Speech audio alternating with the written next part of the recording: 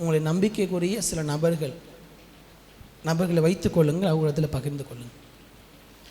இதில் நேரம் ஆயிடுச்சு, வேகமாக செல்கிறேன். 2வது 40-41 வசனங்களை வாசியுங்கள். 40-41. பின்பு அவர் சீஷர்களிடத்தில் வந்து பேதுருவை நோக்கி, நீங்கள் 1 மணி நேரமாவது என்னோடு கூட விழித்திருக்க கூடாதா? நீங்கள் சோதனைக்குட்படாதபடிக்கு விழித்திருந்து ஜெபம் பண்ணுங்கள். ஆவி உற்சாகம் உள்ளது தான், மாம்சமோ பலவீனம் உள்ளது என்றார். முதலாவது சொன்னேன், வாட்ச் அண்ட் ப்ரே, விழித்திருந்து ஜெபம் பண்ணுங்கள். உங்கள் இருதயத்தில் வியாகுலங்களும் துக்கங்களும் நிரம்பும் பொழுது.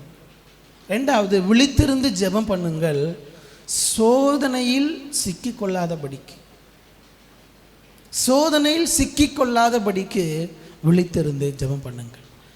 சோதனை வந்த பின்பு அல்ல, சோதனையில் சிக்கிக்கொள்ளாமல் இருக்கும்படிக்கு. அப்படின்னா சோதனை வருவதற்கு முன்பதாகவே நாம் என்ன பண்ணணுமா? விழித்திருந்து ஜெபிக்க வேண்டும். ஆண்டவர் சொல்லுகிறார், 1 மணி நேரமாவது என்னோடு கூட விழித்திருக்க கூடாதா? ஆனால் வசனம் சொல்லுது, 43வது வசனத்தை வாசிங்க. அவர் திரும்ப வந்தபோது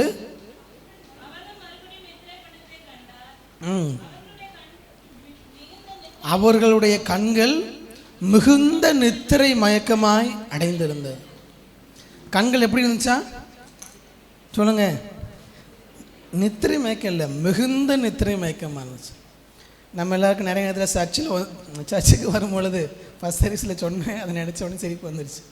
சர்ச்சுக்கு வரும் பொழுது, அதுவும் குறிப்பாக பிரசங்கம் பண்ணும் பொழுது நம்ம கண்கள் எப்படி இருக்கும்? மிகுந்த நித்திரை மயக்கமாக இருக்கும். ஒரு பாஸ்டர் இடத்துல ஒரு அம்மா வந்து சொன்னாங்களாம், பாஸ்டர் நீங்கள் நம்ம சர்ச்சில் இருக்கிற 1000 பேருக்கு ஒரு தாய் போல் அப்படின்னாங்களாம். பாஸ்டருக்கு ரொம்ப சந்தோஷமாக இருந்துச்சு. ஏம்மா அப்படின்னு கேட்டால், நீங்கள் பிரசங்கம் பண்ணால் நாங்கள் எல்லோரும் என்ன பண்ணுறோம்? 1000 பேரும் தூங்குறோம். நல்லா ஒரு தாய் தான் குழந்தை என்ன பண்ண முடியும்? தூங்க வைக்க முடியும். உங்கள் எல்லாருக்கும் என்னையும் தாயாக்கிறாதீங்க.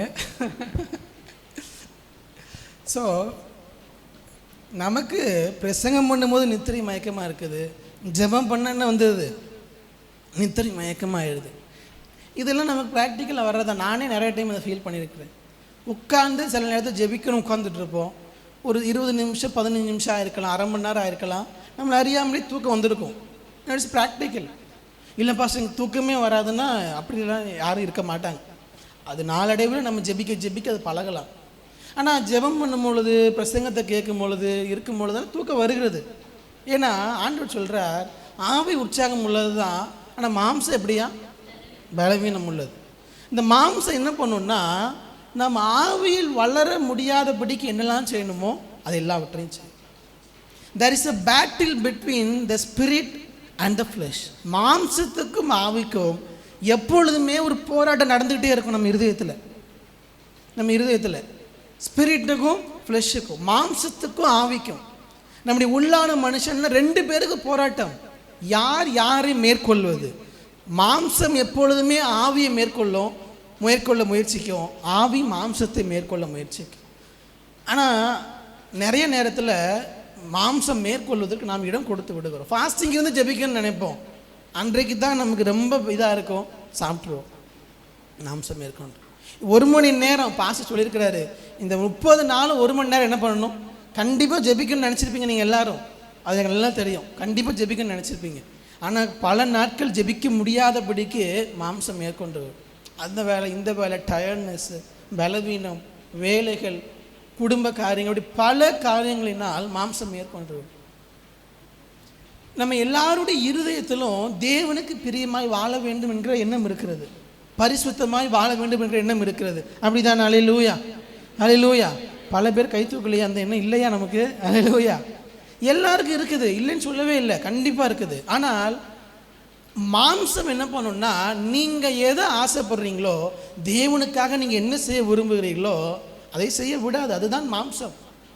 நான் சொல்லலை, பவுல் சொல்லியிருக்கிறார். ரோமர் 7ஆம் அதிகாரத்தை நமக்கு டைம் இல்லை, வீட்டில் போய் வாசித்து பாருங்கள். தினந்தோறும் நான் சொல்கிற இந்த பாயிண்ட்ஸை ஒவ்வொரு நாளும் வைத்து ஜெபியுங்கள். ஒவ்வொரு நாளும் போன வாரத்தில் ஒரு 4 பாயிண்ட்டு 4 நாள் நம்ம அதிகாலை காலையில் 6 மணிக்கு நம்ம யூடியூப் சேனலில் போட்டு அந்தந்த நாளுக்கு ஒவ்வொரு பாயிண்ட்டை வச்சு நீங்கள் ஜெபிக்கிறதுக்காக மேபி வாய்ப்பு இருந்தால் இந்த வாரமும் 3 பாயிண்ட்டையும் ஒவ்வொரு நாள் ஒவ்வொரு அதிகாலையிலும் போடுறோம். இதை ஒரு நாள் தியானிங்க. ரோமர் 7 சொல்கிறாரு, நான் விரும்புகிறது எதுவோ அதை நான் செய்யலை, நான் எதை விரும்பலையோ அதை நான் செய்கிறேன். நான் செய்யலை, எனக்குள் என்னுடைய மாம்சம் என்ன பண்ணுதுன்னா அதை செய்யதான். என்ன பாஸ்டர் குழப்புறீங்கன்னா வேற ஒன்றும் இல்லை. நீங்கள் உங்கள் ஆவியில் தேவனுக்காக உண்மையாக வாழ நினைக்கிறீங்க, ஜெபிக்கணும்னு நினைக்கிறீங்க. ஆனால் மாம்சம் அதை மேற்கொண்டு விடுகிறது. நான் சொல்கிற ஒரு கதை ஞாபகம் நினைக்கிறேன். நம்ம இருதயத்தில் எப்போதுமே 2 நாய் இருக்குமா. 2 நாய்க்கும் என்னென்னா சண்டை. 2 நாயில் எது ஜெயிக்கும்னா, எந்த நாய்க்கு நீங்கள் சாப்பாடு போடுறீங்களோ அந்த நாய் என்ன பண்ணணும்னா ஜெயிக்கும். எதுக்கு நீங்கள் சாப்பாடு போட்டு வளர்க்குறீர்களோ அந்த நாய் ஜெபிக்கும். ஆவிக்குரிய நாய் ஒன்று இருக்குது, மாம்சத்துக்குரிய நாய் ஒன்று இருக்குது. எதுக்கு ஃபீட் பண்ணுறீங்களோ அது ஜெபிக்கும். ஆவிக்குரிய ஃபீடிங் என்ன? ஜெபம் மட்டும்தான். நீங்கள் இந்த உலகத்தில் சிக்கிக்கொள்ளாதபடிக்கு இருக்கணும்னா நீ விழித்திருந்து ஜெபிக்கணும். அதை தவிர வேறு எந்த இதுவும் கிடையாது.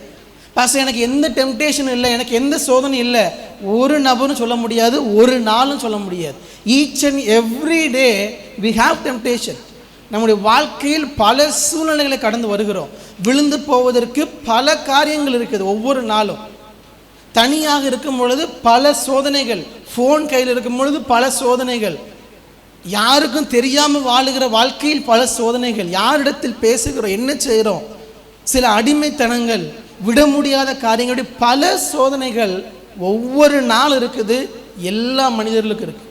வயசாகிடுச்சு சோதனை இல்லை, சின்ன பிள்ளைங்க சோதனை இல்லை, இல்லை யாருமே கிடையாது, எல்லாருக்கும் சோதனை இருக்குது. அப்போது நம்ம இப்போ சோதனையில் மாட்டிக்கொள்ளுகிறோம் என்பதே சில நேரத்தில் நமக்கு தெரியாது. அதில் விழுந்ததுக்கு அப்புறம் தான் தெரியும். ஏன்னா ஜெபத்தில் நாம் தரித்திருக்காததுனால் இது சோதனைங்கிறதே தெரியாமல் விழுந்த பின்பு தான் ஐயோ இதில் நம்ம அவசரப்பட்டு மாட்டிட்டோமேன்னு தோணும். அதுதான் ஆண்டவர் சொல்கிறாரு, நீ சோதனையில் விழுந்து விடாதபடிக்கு விழித்திருந்து ஜெபம் பண்ணு, விழித்திருந்து ஜெபம் பண்ணு. இன்றைக்கி தப்பு செய்கிற பல பேர் தப்பு செய்யணும்னு செய்கிறதில்ல, அவளை அறியாமலேயே போய் சிக்கிக்கொள்ளுகிறார்கள், அறியாமலே சிக்கிக்கொள்ளுகிறார்கள். இன்றைக்கி நம்ம ஃபோனை எடுத்தோன்னா இந்த கேம்ஸ்லாம் விளையாடுறாங்க இல்லையா, கேமுக்கு இடையில் வேறு ஆட் ஒவ்வொன்றும் என்னெல்லாம் வருதுங்கிறீங்க. தெரியாமல் அதில் போய் என்ன பண்ணிடுறாங்கன்னா சிக்கி விடுகிறார்கள். இந்த கேமில் தவறான ஆட்ஸ் நிறையா வருது. அதே போல் இந்த காசு கொஞ்சம் போட்டிங்கன்னா உங்களுக்கு இது கிடைக்கும், இந்த கேம்லேயே காசு போடுற மாதிரி பல காரியங்கள். தெரியாமல் போயிட்டீங்கன்னா சரி ஏதோ ஒரு ஆடு வருது, தெரியாமல் சரி சும்மா பார்ப்போம் போயிட்டீங்கன்னா அது எங்கெங்கேயோ கொண்டு போயிடும் நம்மளை. சோதனையில் விழுந்து விடாமல் இருக்கணும்னா ஜெபம் மட்டும்தான். நாம் எப்படிப்பட்ட நபராக இருந்தாலும், நான் என்ன ஆனாலும் எதுவுமே எதுலேயும் மாட்ட மாட்டேன். யாராவது இருக்கிறீங்களா? உங்களுக்குதாக தான் பேதுருங்கிற ஒரு எக்ஸாம்பிள் பைபிளில் இருக்கார். மற்ற 26:35 வாசிங்க. மற்ற 26:35.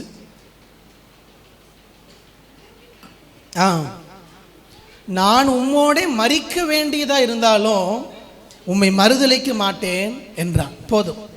பேதுரு சொல்கிறாரு, நான் மரிச்சாலும் சரி என்ன பண்ண மாட்டேன், மறுதலிக்க மாட்டேன். அந்த பேதுரு தான், அந்த பேதுரு பார்த்து தான் ஆண்டவர் சொல்கிறாரு 40 வசனத்தில் பாருங்கள். பின்பு சீஷர்களிடத்தில் வந்து அவள் நித்திரை பண்ணுவதை கண்டு யாரை பார்த்து சொல்லுகிறார்? பேதுருவை நோக்கி, என்னோடு கூட விழித்திருக்கக்கூடாது. பேதுரை பார்த்து தான் சொல்லுகிறார். ஏன்னா இது நடந்ததுக்கு அப்புறம் தான் பேதுரு என்ன பண்ணுறாரு, 3 முறை மறுதலிக்கிறார். காரணம், ஒருவேளை நான் நினைக்கிறேன் ஒரு இமேஜினேஷனில், ஆண்டவர் 1 மணி நேரம் ஜெபிப்பா, நீ சோதனையில் விழுந்துராதபடிக்கு ஜெபி, உன் ஆவி உற்சாகமாக தான் இருக்குது, மறுதலிக்காமல் இருக்குன்னு தான் நினைக்கிற. ஆனால் மாம்சம் எப்படிப்பட்டது, பலவீனம் உள்ளது, உன்னை தோக்க அடிச்சிடும். 1 மணி நேரமாக விழித்திருந்து ஜெபினார். நித்திரை மயக்கம், பேதுரு என்ன பண்ணிட்டார், தூங்கிட்டார். அடுத்த நாள் பார்த்தா வசனம் சொல்லுகிறது, 75 வசனத்தை வாசிங்க. 75. அப்பொழுது பேதுரு சேவல் கூவுறதற்கு முன்னே நீ என்னை 3 தரம் மறுதலிப்பாய் என்று இயேசு சொன்ன வசனத்தை நினைத்து கொண்டு வெளியே போய் மனம் கசந்து அழுதான். 3 முறை மறுதலித்ததுக்கு அப்புறம் தான் தெரிஞ்சிச்சு நம்ம என்ன பண்ணிட்டோம். எதை செய்ய மாட்டேன்னு சொன்னனோ அதை செஞ்சுட்டேன். மனக்கசந்து அழுகிறார். ஆனால் ஆண்டவர் வாய்ப்பு கொடுக்குறார். ஆண்டவர் அதுக்காக விட்டுறான்னு சொல்லலை. ஆனால் சோதனையில் சிக்கி கொள்ளாதபடிக்கு விழித்திருந்து ஜெபிக்க வேண்டும். ஒவ்வொரு நாள் அவர் சமூகத்தில் இருந்து ஜெபிப்பது மட்டும்தான். இந்த உலக சோதனையில் நாம் ஜெயிப்பதற்கு வேறு எந்த ஷார்ட்கட்டும் கிடையாது. ஒரே ஷார்ட்கட் தேவ சமூகத்திலிருந்து ஜெபிப்பது மட்டும்தான். பாஸ்டர் எனக்கு ஜெபிக்கிற பழக்கம்லாம் இல்லை, ஆனால் எதுலேயுமே நான் மாட்ட மாட்டேன்னா அப்படி ஒரு நபர் இருப்பதற்கு வாய்ப்பே இல்லை. ஏனென்றால் மாம்சத்தை மேற்கொள்ள ஒரு மனிதனாலும் கூடாது. என்ன ஒன்று, வெளியே தெரியாத வரைக்கும் நல்லவர்களாக நாம் காட்டிக்கொள்ளலாம். இன்றைக்கி பல பேர் ரெண்டே கேட்டகரி தான். ஒன்று கெட்டவர்கள், இன்னும் கெட்டவர்கள் என்று தெரியாதவர்கள். ஆண்டவர் இருந்தால் மட்டும்தான் நம்மளால் தப்பிக்க முடியும். நான் சொன்னது கொஞ்சம் பேர் புரியலன்னு நினைக்கிறேன், பரவாயில்ல. ஒன்று நம்ம பண்ணுறது வெளியே தெரியல, இன்னும் தெரியாத வரைக்கும் நல்லவர்கள். ஜெபம் இல்லை அப்படின்னா, தேவன் கூட இல்லைன்னா நம்மளால் நல்லவர்களாக வாழ முடியாது. ஏன்னா நம்முடைய வாழ்க்கை அப்படிப்பட்டது தான். நம்முடைய மாம்சத்தை மேற்கொள்ள மனிதனாக நம்மால் முடியாது. ஆவி மட்டும்தான் மாம்சத்தை மேற்கொள்ள முடியும். அதற்கு ஆவி, நமக்குள்ளே இருக்கக்கூடிய ஆவியானவரோடு இணைந்திருக்க வேண்டும் ஜெபத்தில். இல்லை என்றால் மேற்கொள்ள முடியாது. One way or the other we will fall. ஒரு இடத்துல உன்னை விழ வைக்க முடியலையா, வேறொரு இடத்துல விழ வைப்பான். ஏதோ ஒரு இடத்துல யூ வில் ஃபெயில். பணத்துலையோ பொருள்லையோ ஏதோ ஒரு இதில், இச்சையிலையோ ஏதோ ஒரு இதில் விழுந்துடுவோம். நீ விழக்கூடாதுன்னா ஜெபம் ஒன்று தான்.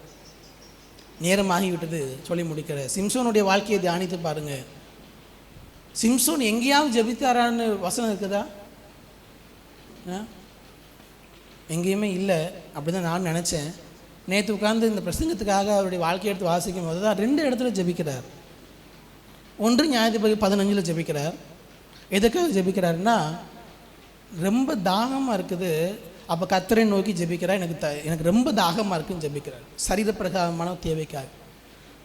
அந்த ஒரு ஜெபந்தான் அவர் வாழ்க்கையில் அவர் மொத்தமாக செஞ்ச ஜெபம். அவர் பிறந்ததிலிருந்து நமக்கு சொல்லப்பட்டதில்லை, அவர் செஞ்ச ஒரே ஜெபம். ரொம்ப தாகமாக இருக்குது, தண்ணி வேணும், அதுக்காக மட்டும்தான் ஜெபிச்சிருக்கிறார். வேறு எதுக்காகவும் ஜெபிக்கவே இல்லை. கடைசியுடைய வாழ்க்கை எங்கே போய் முடிஞ்சதுன்னா, ஒவ்வொரு முறையும் விழுந்து போகிறார், திருப்பி ஆண்டவர் விடுவிக்கிறார், விழுந்து போகிறார், ஆண்டவர் விடுவிக்கிறார், விழுந்து போகிறார், விடுவிக்கிறார். ஆண்டவர் வாய்ப்பு கொடுத்துட்டே இருக்காங்கிறதுக்காக கடைசி வரைக்கும் நான் இப்படியே இருக்கலாம்னு நினச்சான், மாட்டிக்கொண்டான். இல்லை, ஆண்டவர் வாய்ப்பு கொடுக்குறார். அவர் god is a god of second chance. நமக்கு திருப்பி வாய்ப்பு கொடுப்பார் ஆண்டவர். அதற்காக நாம் அப்படியே இருந்துடலாம் நினச்சோன்னா சிம்சோனுடைய நிலைமை தான். கடைசியாக தான் சிம்சோன் உண்மையாக ஜெபிக்கிறார். இந்த ஒரு விஷயம் எனக்கு என்ன பண்ணும், மனம் இறங்கும். பட் ஆனால் வாழ்க்கை முடிந்து விட்டது. ஆண்டவர் மனம் இறங்கினார், சிம்சோனுடைய வாழ்க்கை முடிந்து விட்டது. அதே போல் கடைசி நேரத்தில் போய் ஆண்டவரே இந்த ஒரு விஷயம் மனம் இறங்கும், அந்த ஜெபம் நம்ம பண்ணிடக்கூடாது. ஆண்டவர் வாய்ப்பு கொடுக்கும் பொழுது நம்ம சோதனையில் விழுந்து விடாமல் இருக்க தேவன் நமக்கு கிருபை தரும்படியாக ஜெபிங்க.